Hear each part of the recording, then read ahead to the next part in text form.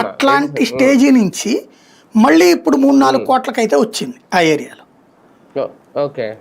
ఈ సందర్భంలో ఇప్పుడు మళ్ళీ ఈయన అన్నాక ఇంకో 45,000 తీసుకుంటామని 1.5 పడిపోయింది మళ్ళీ. అది అంటే ఇప్పట్లో డెవలప్మెంట్ జరగదని ఫిక్స్ అయిపోతుంది.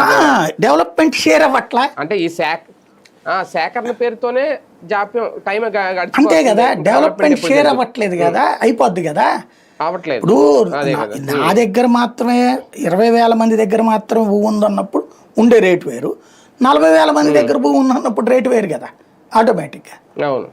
అది ఒక ఎత్తు అవుతుంది. ఇంకొక పెద్ద సమస్య ఏమవుతుందంటే వీళ్ళ దురదృష్టము ఏమో తెలియదు కానీ అంతర్జాతీయ పరిణామాల కారణంగా చేతిలో డబ్బులు ఆడట్లా.